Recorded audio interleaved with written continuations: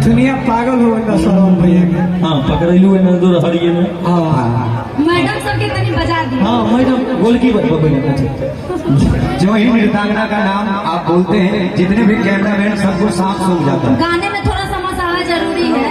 अच्छा वो पीछे से डांस करेंगे। नृत्यांगना जितनी भी कार्यक्रम में आई है कार्यक्रम की आज इस जो भी नृत्यांगना सब आराम करें।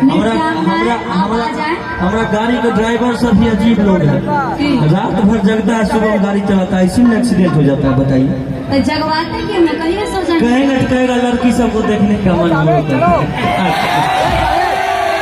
बड़ी परेशानी है। देखो अमीर बाबू है इधर देखिए। हाँ यही हमारे योद्धा। सबको बुला दीजिए। राकेश बाबू लेकर आइए। और आइए पकड़लू है नंदो रहरिया में। ये फरमाइश से बड़ी मेरा सबसे पहला सॉन्ग है। ये बहुत पहले भइल है पकड़ले रहे। हाँ ये एगो भौजा या ननद के नोक झोंक है। वही में सही बात निकला था।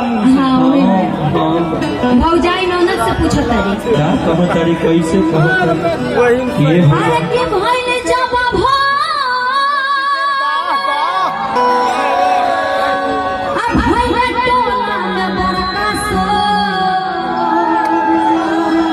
एगो अपू भैया को दीजिए माइक।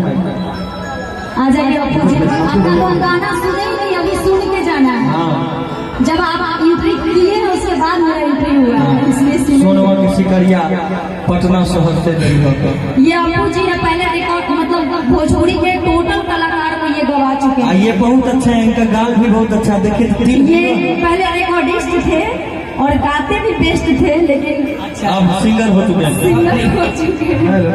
आप धीरे धीरे चालू किए हैं गाना। आप धीरे धीरे चालू किए हैं गाना। ये कोई भोजपुरी का कलाकार नहीं होगा जिनको ये नहीं गवाए होंगे। खेसारी शिवा भैया, पवन स्टूडियो भैया, सब लोग। इनका शिवा स्टूडियो, इनके बड़े भाई शंकर सिंह भैया। अच्छा एक आध को गाना बताइए जो शंकर भैया म्यूजिक बनाए थे, खेसारी भैया गाए थे। बताइए बहुत है। बताइए जैसे जैसे अभी कुछ देर बजा था, वो भी इन्हीं के यहाँ का म्यूजिक है। जैसे जैसे चुप तो हेलो हेलो पलंग करे चोय चोय पलंग करे चोय चोय। भोय भोय वाह। और एक और था ओठलाली से रोटी बोर के। परदेश बलमुआ हमके घर में छोड़ के तनी जाए से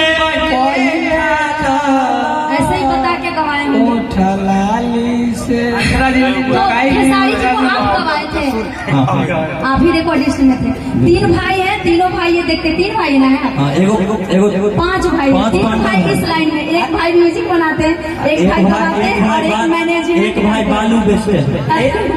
एक भाई बोल रहे हैं सरवन भैया। तो मेरे तरफ से अप्पू जी को बहुत बहुत शुभकामनाएं। आप इसी तरह आगे बढ़े जल्दी से शादी और एल्बम छोड़िए नहीं, गवाते भी रहिए। बहुत मजा आता है, बहुत अच्छा हम लोग गवाए हैं बहुत गाना। हाँ आप एगो गाए थे ना, कब वो ऊपर रहेगा पियावा नीचे सुतेगा, वो जो गाए हैं।